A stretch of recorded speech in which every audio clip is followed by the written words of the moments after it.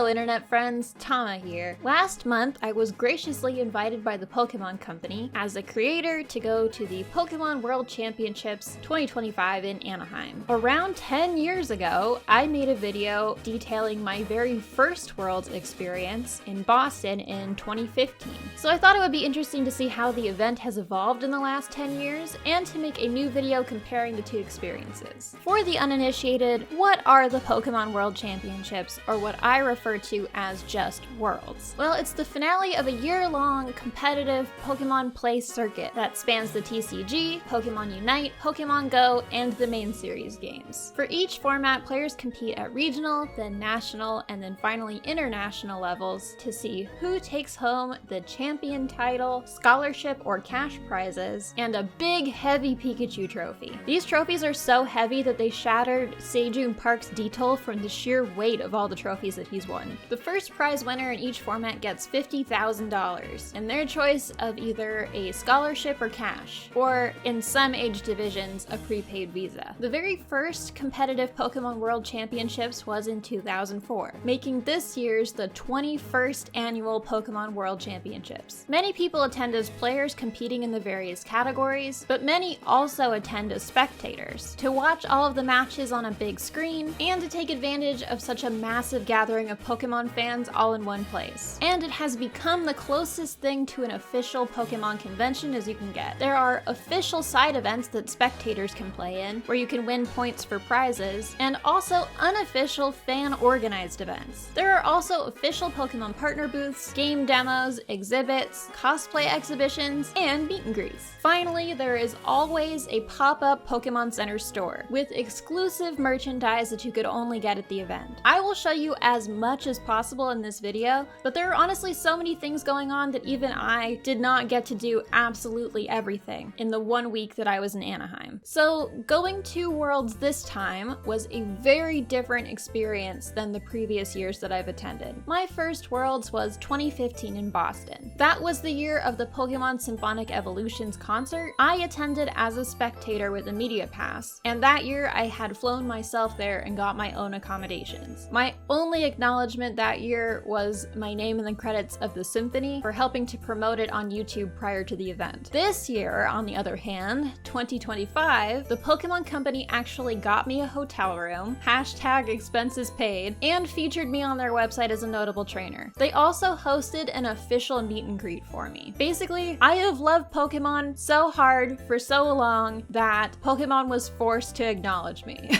So it is a very different set of circumstances, and I should mention that I got quite a few perks from this arrangement, such as access to a creator preview hour of the Pokemon Center pop-up store, reserved seating for the opening and closing ceremonies, lots of gifts of #free products, free access to side events, and invitations to a few exclusive Pokemon partner parties. So please do keep all of that in mind when I talk about my experience. It was very stress-free for me, as my access to most everything that I wanted to do there was guaranteed beforehand, in spite of how many people were attending. And my stay was paid for, which makes a really big difference in an expensive place like Anaheim, right next to Disneyland. I think what's cool about Worlds is that there's kind of a LARP aspect to it. It feels like visiting the Indigo Plateau in real life, or going to an in-real-life version of the Pokemon World Tournament from Black and White 2. You get to see real-life top Pokemon trainers compete for real prizes, and in the case of the VGC, using Pokemon that they raised in their own main series Pokemon games. It takes the RPG experience of the main series games to a whole new level. And this year in particular, that aspect was really heightened, because unlike other years, this year the finale was held in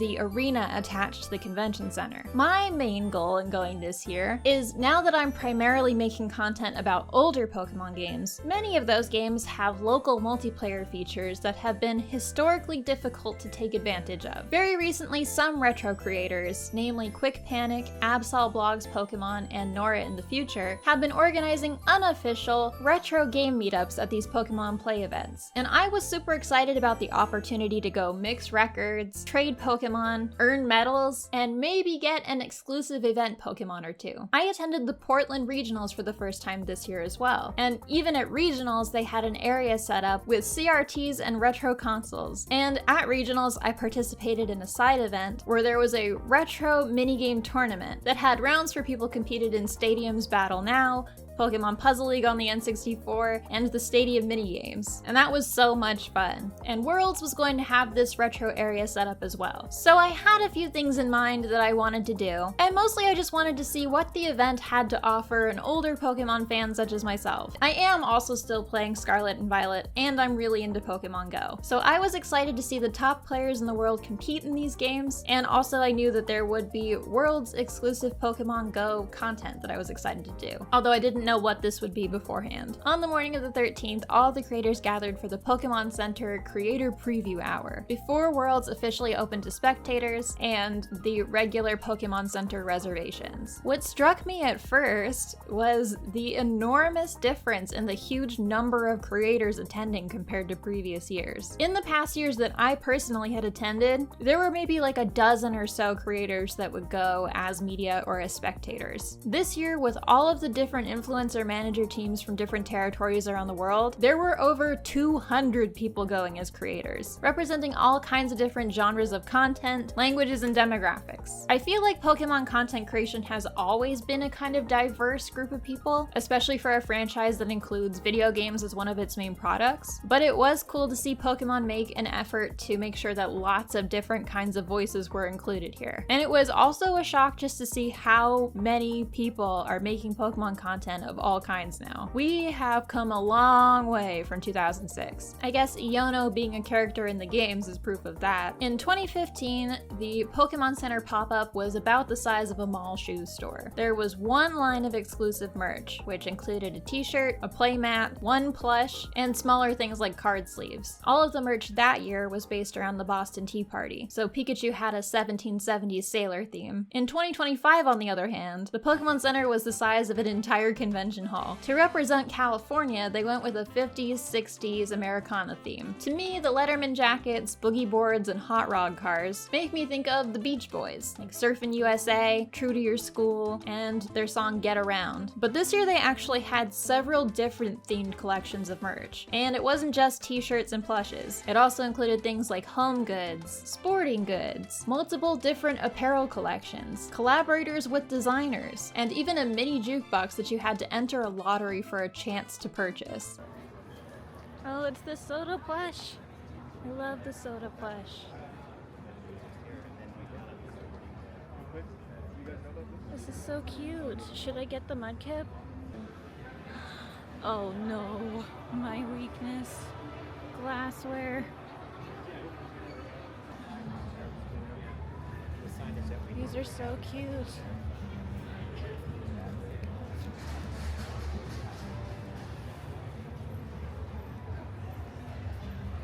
Milkshake glasses. I have to be careful. This is gonna come out to way more than I think it is. More soda plush. There's a soda Porygon. I've never even seen that before. A little soda Jigglypuff. An Oddish. Oh no, I love them all. I could get the soda Jigglypuff to carry around in my cosplay. Oh, they're like $20 each. I'll get Jigglypuff and Oddish. Oh no, help me. There's also a Bulbasaur I've never seen before. No, there's more? I can't believe there's more! There's Larvitar and Goomy. You can tell that these are my favorite because I have footage almost exclusively of them. And there's a soda Eevee too. And a Raichu. Oh. Look. It's Iono. These are very cool. It's a boogie board.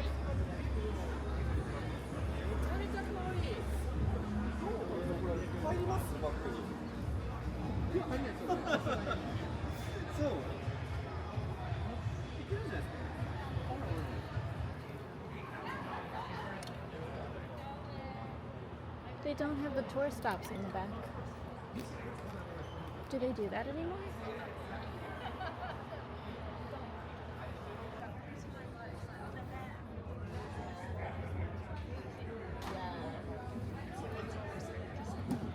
this is a better shirt to get for this year. It's a cooler shirt. I'll put the other two shirts back. And I think it's time to check out.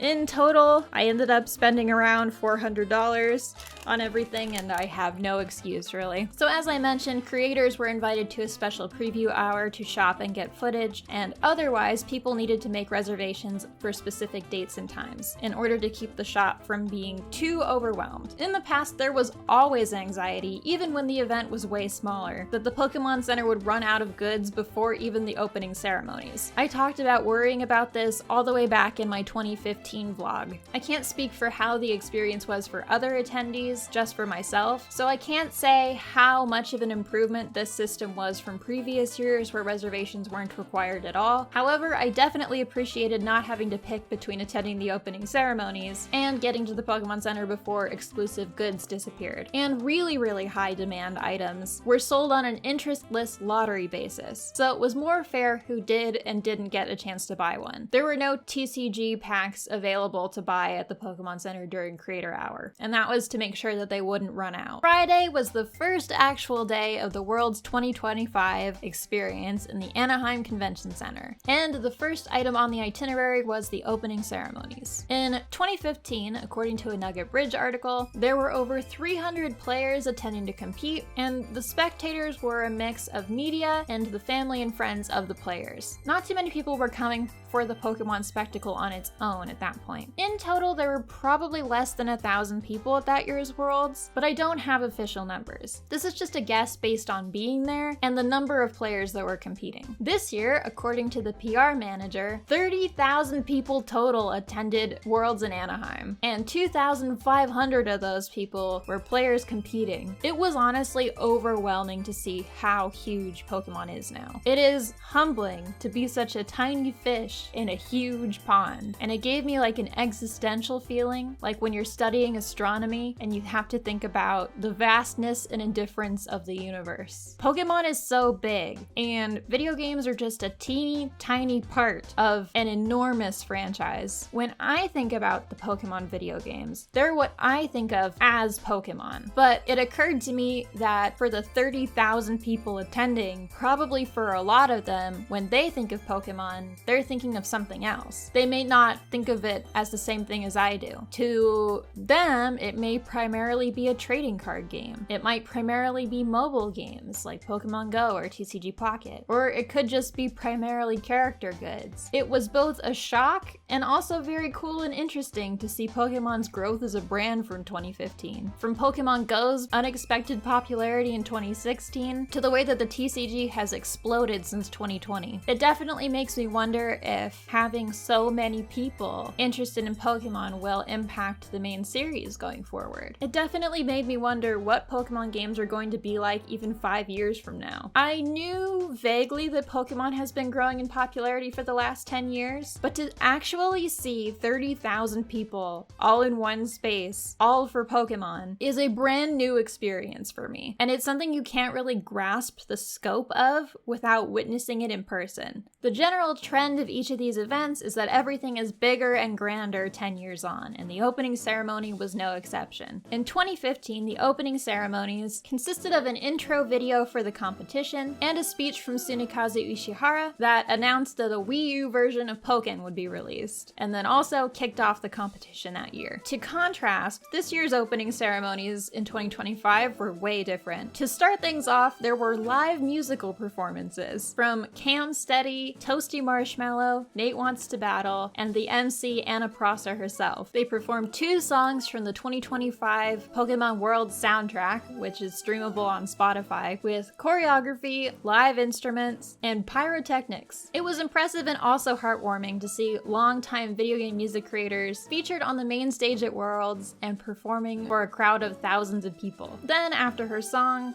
Anna introduced Tsunekazu Ishihara, and he gave a speech, this time with no major announcements in the opening ceremony. Instead, he just welcomed the players, spectators, and thanked the friends and family of those competing for their support. Then, Anna officially kicked off the competition. 新たな世界チャンピオンの誕生を見届けず、観戦者の方々、そしてイベントを楽しみに来られた方もぜひ仲間と一緒に素敵な思い出を作ってください。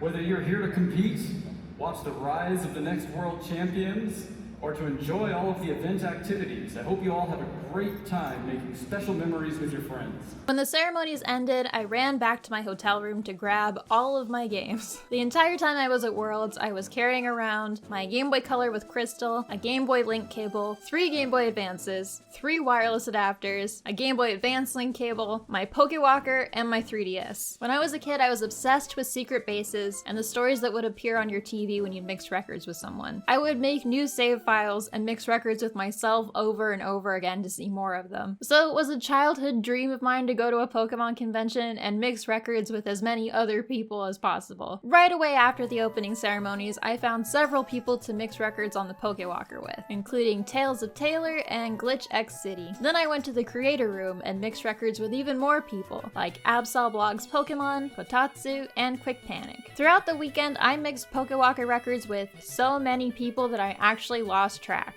Dozens and dozens of people. At my meet and greet, several people had Pokewalkers and mixed with me right there. Some people, like Legend Link, had a whole belt of Pokewalkers. He even had a logbook of who mixed records with him and on what date. It's really exciting that in 2025, you can actually take advantage of these features at meetups and experience them more fully than you could have when the games were even released. And that there are so many people that are as obsessed with Pokemon as I am out there, that they would also think to try and do the same thing. Many of the activities available at this year's Worlds are new either this year or were introduced after 2015. So there is so much to do compared to 10 years ago. At Worlds 2015, there were side events. There were also seats to watch the competitive matches. And at 2015 in particular, there was the Pokemon Symphonic Evolutions concert. But that was kind of it. These days, there's so much to do at Worlds. I basically didn't have time to watch hardly any of the matches, and my schedule was packed full. So right after opening ceremonies,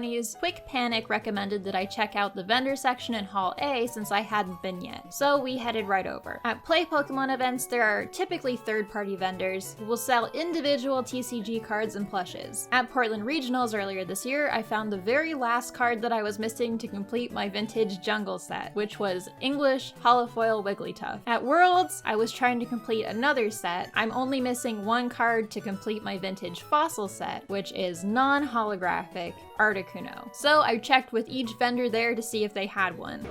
Oh, you want Legendary Collection? No. The non-holo first edition is 50. Oh, that's kind of more than I wanted to pay.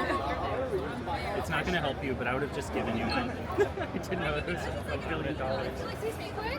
I think I'm missing that promo, the computer error. Oh, really? Yeah, I'm gonna get that one. And Pokemon Tower. I'm gonna get them both. This year at Worlds, there was a pin rally where you could collect different pins for doing different activities. Creators were each given a bag of these Murkrow pins, which was a unique pin that attendees would need to trade us for specifically in order to collect them all. Now, I don't personally collect pins under normal circumstances, so I didn't go in with the goal to collect any. I just thought it would be fun to hand out the Murkrow pins. But it turns out that in a big event like this, pin trading is really fun, and it led to lots of nice interactions with people that I wouldn't have otherwise had. Quick and I got in line for the retro game corner, both because we wanted to play each other in Stadium, and also because you got this Froakie pin for playing a retro game there. While we were waiting in line, we traded pins with tons of people. It reminded me of the old days of trading Pokemon cards. I just get a lot of dopamine from giving people things that they want, so it was fun to have a constant supply of pins that people really wanted. And all of the pins on my lanyard remind me of all the people that I traded with and all their smiling faces. Once we got up to the front of the line, we were told to go play Pokemon Pinball Ruby and Sapphire, which I do enjoy, but we really wanted to play Stadium 2 so that we could do a battle now. We asked the staff member politely if we could switch to the N64 table, and they let us. I did have my crystal on me, but there was no transfer pack at the table, so instead we did the mode where the game gives you random NFE Pokemon to battle with. I managed to beat Quick by the skin of my teeth. Alright, finally getting some battle content with Tama. You can't see what I'm using though. So my reputation as the Gen 2 queen is safe for now. Guys, Tama killed me in Pokemon. It was bad. After this, Quick and I parted ways because I had a little meetup planned with members from the Egg Hanger, which is my Patreon/Twitch Discord server. We met up in the hallway outside of the convention halls on the floor next to a trash can where we wouldn't be in anyone's way. And we sat and chatted and mixed records in Gen 3 and mystery gifted in Gen 2. So, mission accomplished. I got to mix records at a convention. After the event was over and we all dispersed, everyone sent me pictures of them challenging me in their trainer house. I'm happy to report that no one could beat me. The final event of day 1 was a cosplay showcase on the main stage, which was hosted by Evolution Cosplay and Joe Brown. It wasn't a cosplay contest, there were no winners or losers, but instead it was a cosplay showcase where the crowd hyped up the cosplays and the hosts describing details of how the costumes were made. Although I didn't participate in the showcase, I did do a little cosplay of my own this year. I went as Green from Pokemon Adventures. It was an extremely simple outfit made of things that I already had, but it was my first time actually cosplaying, especially at an event, and it was fun to have people all day commenting on my outfit, and I got to take a picture with the big Blastoise statue in Hall A. When I arrived for my meet and greet, my slot was immediately after Alpharad and Jaden Animations, and when I got there, the line was already capped at 40 people. At first, I thought that the line was capped for them, and that my line hadn't started yet. But no, the line of 40 people was in fact for me, and more than the anticipated number of people had actually shown up to meet me. I was floored. They actually had to turn some people away because so many people showed up. As I started getting through the line, and I was meeting and talking to everybody who came to greet me, I was really surprised. A lot of the people who were in that line grew up watching my videos. About half of the people were big fans when my channel was at its peak about 10 years ago, and about half of the people in the line still watch my videos now. I know that back in the day my channel was a pretty big Pokemon channel, but sometimes it's hard to know if people still remember my content as something that they watched, since it was just one channel in a sea of content that existed. But not only did people remember me, but they showed me Pokemon that they raised using my videos as guides all the way back then. A few ladies thanked me for being a voice for femme Pokemon fans for so long. During my meet and greet, I was trying to be really focused because my priority was making sure that people knew that I was happy that they came and that they got something positive out of the interaction, since I didn't have that much time with each person. But when I got back to my hotel room that night, I was like sobbing with gratitude.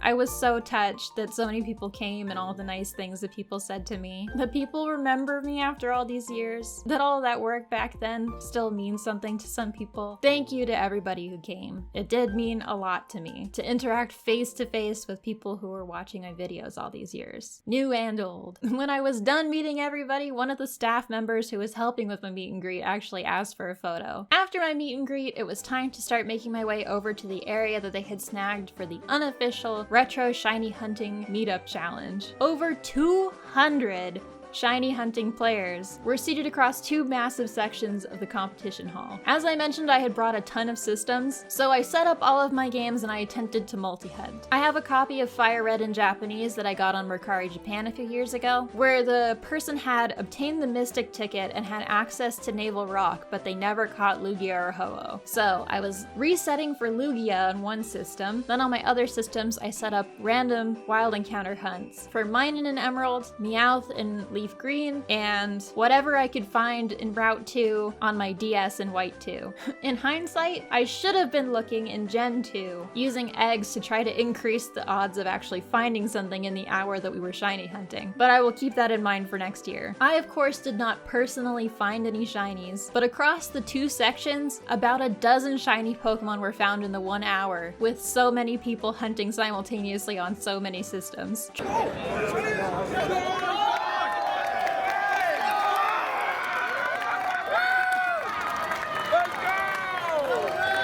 Try to remember what it was like when you were a kid and you were playing Pokemon with a group of kids on the playground and they were looking over your shoulder watching you play and being super impressed when you found a hidden item or something. Now multiply that by like 200 people all cheering and chatting and having a good time, and you'll have an idea of what being there was like. One of my favorite features of Black and White 2 were the medals that you could earn for doing different things in the game. I always wanted to try to collect them all, but there are some medals in the game that are really hard to earn earn because they require massive amounts of people all playing together locally. Namely, the 30 people FunFest medal, where you need 30 people to all play one FunFest mission locally at once. Absol Blogs Pokemon has been organizing meetups for people to get together and earn this medal at big gatherings like this for years now. And I was so excited for the chance to finally get in on one and earn the medal for my own original White 2 save file. Immediately after the Retro Shiny Challenge ended, around 80 people all clustered around one set of tables in the convention hall, and Absol set up the FunFest mission and directed us all to join. Just by running around Castelia City and collecting items, we were able to earn the 10 passerby, 30 passerby, 30 people FunFest, score 100, and score 1000 medals all in one go. I was so pleased to be a part of this because this is something that I've wanted to do since the game first came out over 10 years ago. And even with my audience at that time, organizing something like this seemed really impossible. I am so grateful that Absol, Quick, and Nora all took the initiative to make these gatherings happen and to organize such massive numbers of people. It really showed me that even as mainstream as Pokemon has become now, there are still so many of us that are really passionate about the games. And all that it took was an event like this and some leadership to bring us all together. There was nothing like this at any Worlds I had attended in the past. Finally, when all of the retro activities were finished, I basically parked myself at one of the tables that was being used for the retro meetups and ended up trading Pokemon, mixing records, and mystery gifting with more viewers, some of whom had come to the meet and greet and some of whom couldn't get in. And I stayed there doing that for like 3 hours. I had some really great interactions with people, and it was fun checking my secret bases when I got home to see what people had set up. Sir Toasty Toes, who is like the internet's #1 Gen 3 enthusiast, had brought the authentic Japanese Regidoll promo e-reader card. I had brought a copy of Ruby in Japanese just in case I ran into him, because I really wanted a chance to scan an authentic copy of the card into one of my games. But unfortunately, when I sat down to try and do it with him, I found out that you can't use the e-reader features in Ruby and Sapphire until after you have Norman's badge, and I had just started a new save file. So unfortunately, I'll have to try that again next year. Actually, speaking of e-reader cards, loads of people had custom Battle E cards that they were handing out. Possibly all of these cards were made by one person, or at least printed by one person, whose name is Fex Collects. I was obsessed with the e-reader and the Battle E cards as a kid, but I didn't know a single other person who had them. So it is surreal to have people in present day swapping cards and making custom content for the feature. Sir Toasty Toes and Fex Collects actually made a card that distributes a special ribbon for your Pokemon to commemorate Worlds, similar to the unreleased ribbons that were originally going to be in the game. So day 3 was upon us, dawn of the final day. The main thing on the itinerary for this day was that the finale of all of the competitive formats were going to be taking place throughout the day in the stadium, the arena attached to the convention center, the IRL Pokemon Stadium. It had a max capacity of 6,000 people, and once you went in, they gave you a wristband, and if you left, they cut your wristband so that you couldn't come back in. So it was a little bit competitive to get seating in the arena. Thanks to Pokemon, I didn't have to worry about that because they saved me a seat. So I had the opportunity on this last day to squeeze in a few final things that I wanted to try and do before the halls closed for good. One of the main things that I wanted to do was I wanted to track down Celurba, Pokemon Center New York Gen 2 Pokemon distribution replica that they made. Basically, they built a program that could distribute any of the original Gen 2 event Pokemon from the Pokemon Center New York to an actual Gen 2 cartridge. It took me a while to track them down, and while I was looking for them, I stumbled on another fan project, Pokemon Rescue. These guys had this big briefcase with like a screen, a GameCube, and a bunch of past games, and basically they would help you move your Pokemon up from any past generation up to the Switch games. And they also had the bonus discs, like Japanese bonus disc for Celebi and the English one for Jirachi, to give away those Pokemon for Gen 3 games. The display they had set up was quite impressive. So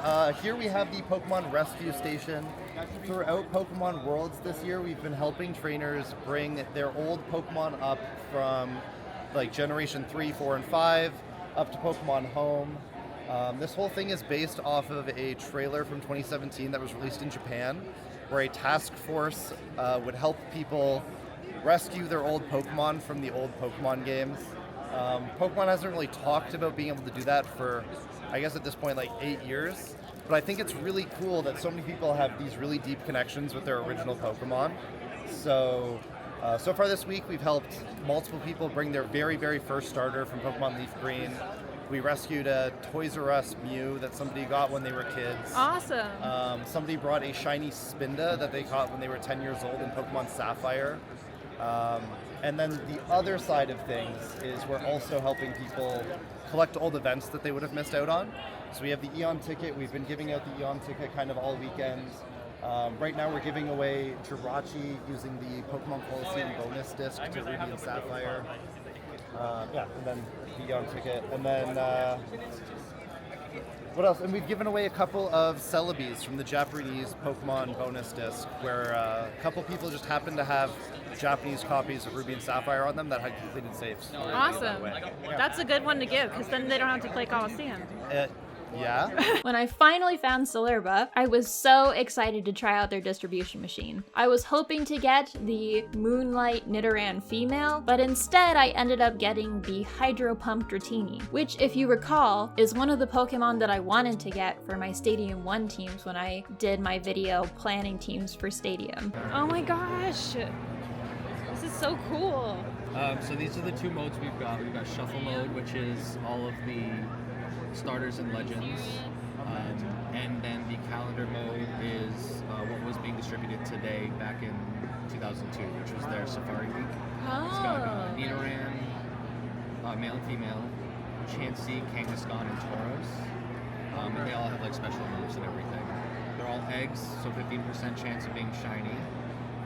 And then the buttons, I messed up the math, so the buttons are like up here. Okay. So just tap higher than where you're looking to go. I want the Nidoran if I can get it. Okay, cool. Is it random? Yes. Okay. But I guess I won't know what I got until I hatch the egg. Yes. Oh, it's already hatching.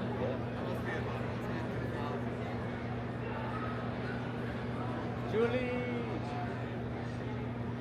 Ooh, Dratini! I forgot Dratini was in there. What's its special move? I don't remember. I honestly forgot it was in the list. So. Oh, I got a nickname. Yeah. I'm gonna name it Anaheim. Oh yeah, stats. Hydro Pump! Oh! I wanted this for Stadium 1. Oh, perfect. Yes! That's huge. I'm so excited. It's one thing to jump through hoops to get preserved event Pokemon from the internet, but getting it in person at a real Pokemon event feels so much more special. When I get to use this guy for Stadium, it will just be a complete full circle experience. Since I did my own Gen 1 and 2 100% playthroughs, so many people have built these really cool fan projects around Gens 1 and 2. Going to a real Pokemon event involving a real life Pokemon Stadium to get a real in-person Pokemon event distribution to use in the Pokemon Stadium video game. I could not have imagined something like this when I was doing my own Gen 2 100% playthrough. I think after all this time, even back in 2015 all the way to today, the Pokemon community and connecting over these games that we love is still what is the most special about going to Worlds. It's really these special moments that fans put together for other fans to enjoy, just from sheer passion, is something that I'm really grateful for. This year at Worlds, Pokemon Legends ZA was actually being demoed by Nintendo out in the vendor hall. This is not actually anything new for Worlds. In 2015, Pokken for the Wii U was announced, and they had Pokken arcade machines there for everybody to try it. At the time, all you needed to do to try the Pokken demo was to wait in a long line. This year, the demand is so great for the Legends ZA demo that everyone was required to make a reservation to play it through their Nintendo account beforehand for a designated time slot, and there were limited slots available that booked out really quickly. I was able to secure a slot for the demo, but it unfortunately coincided with the VGC finals and was the very last slot available. So getting to the finale, the finals of all the competitive formats. This was the biggest night and day difference from 2015. Back then, the finals took place on the same stage as the rest of the competitions. There were also fewer formats back then. There was only TCG and VGC, and the only difference between the finals and the previous days of play was just that there were more spectators watching and fewer people playing. This year, the stadium was insanely impressive. The stage itself was a huge screen that animated to show which Pokemon were selected, status moves, attack animations, weather effects, and so on. It was like something out of an anime. And I was pretty excited that having actually finished Scarlet and Violet in the DLC, and having gotten better at the battling mechanics of the game, I could actually understand what was happening in the VGC finale without getting lost. In between matches, the Pikachu mascot character came out and directed the crowd in cheers, and there were guys firing t-shirts out of cannons, and the MCs ran trivia with the audience. And it was so exciting to watch with a crowd of thousands of people all cheering and reacting to what was happening in the battles, just like in Pokemon Stadium. Shadow Ball first from this Butterbean is going to go right in that front on the protected on that last turn. This is huge.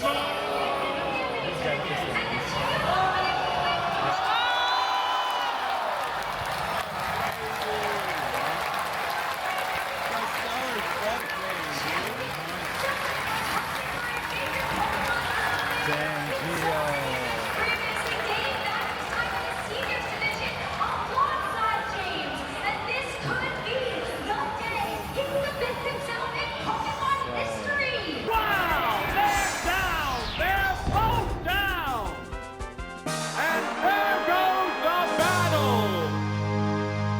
Even in 2015, Pokemon had a great commentary team, energetic people who really understood the game well and could help the audience follow along with the big beats of what was happening in each match. So the commentary wasn't new this year, but I still appreciated having them there, helping us follow along with what was happening, because even understanding Pokemon battling as someone who plays the games, it is still difficult to follow along with such high-level play. The metagame is balanced around what other trainers are using. So it's an experience you can't quite fully understand without doing competitive battling in that generation yourself. So I appreciated that while the opponents were selecting their moves, the commentators were there to fill us in on what was influencing the players making their decisions. I can only imagine what it must be like to be up on that stage and playing in front of thousands of people. I know that VGC is one of the toughest formats to make the top cut in, but it was so inspiring. Maybe when Pokemon Champions comes out, I will actually try to play against real people again. Resume my extremely short-lived competitive Pokemon career. In 2015, the awards and the closing ceremonies for Worlds were really just a podium with the winners getting their trophies, and the only announcement that they made that year was the location of the next year's Worlds. In 2025, the closing ceremony was a huge production.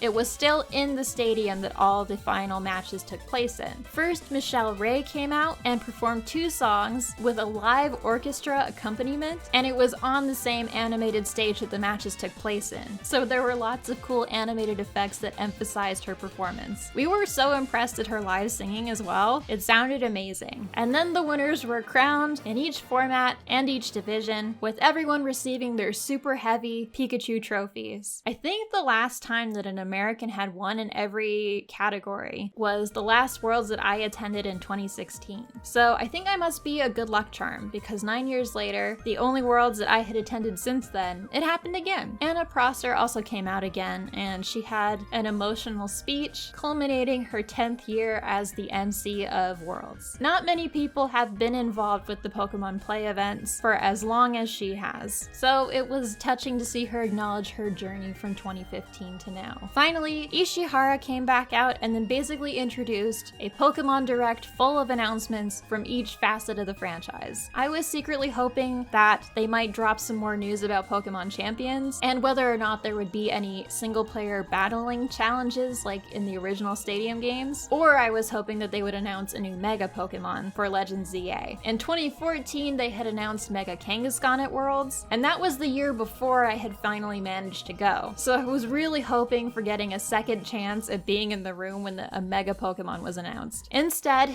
it was mostly TCG announcements, and a new gameplay mode was announced for Legends ZA.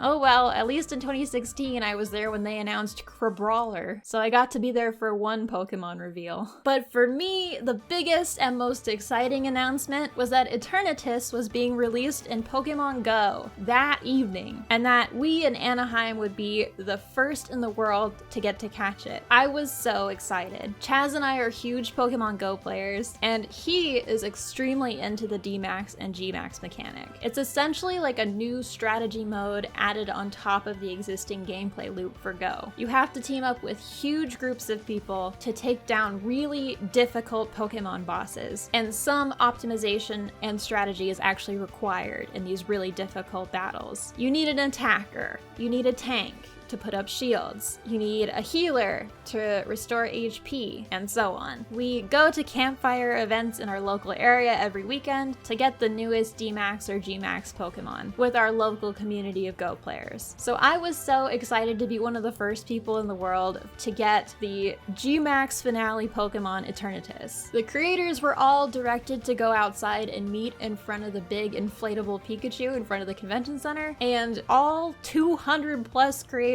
showed up in this one little space, and there was one guy with a camera, and they filmed all of us catching Eternatus together. A 0.2 second shot of me looking at my phone made it into an official Pokemon Go YouTube clip. I was so pleased. I made Eternatus my buddy Pokemon for that whole entire week before it was released in the event for everyone outside of Anaheim the following weekend, just to brag that I got to be there to get it first. I also managed to get a shiny G-Max Gengar while I was there, because there were over 100 people there getting into these huge G-Max lobbies. Hundreds of people all playing Pokemon Go in one area is really something to behold. It felt even bigger than it was in 2016. During the closing ceremonies, they also announced Pokemon XP, which will be some kind of additional Pokemon experience alongside next year's Pokemon World Championships in San Francisco. I have absolutely no inside information on what this event is going to be like, so this is just my own speculation and not official information, but I do suspect that because Pokemon Worlds has gotten so big, that Pokemon XP is going to be like an official Pokemon convention for all of these experiences to better communicate to the general public what kind of event Worlds is. Because hearing that the Pokemon World Championships are going to be in San Francisco, you don't really have an idea of the full scope of activities that you get to do at an event like this, beyond watching the matches or competing if you're a player. So I suspect that it won't be that drastically different, but every year Worlds has grown and it has evolved, so I'm looking forward to seeing what it's like next year. And that concludes my trip to the real-life Pokemon Stadium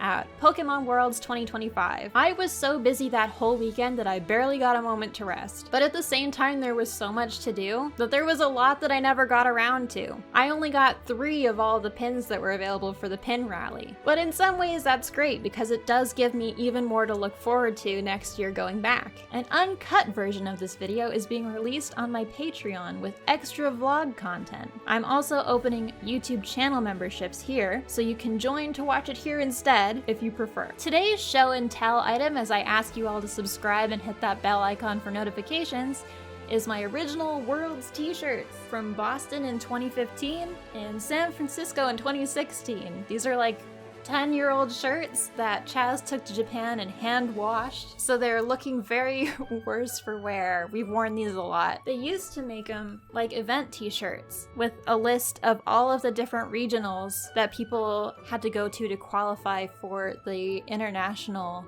level. They do not do this anymore. None of the shirts that you could get in 2025 had a list of the regionals on the back like these, so I think these are really cool.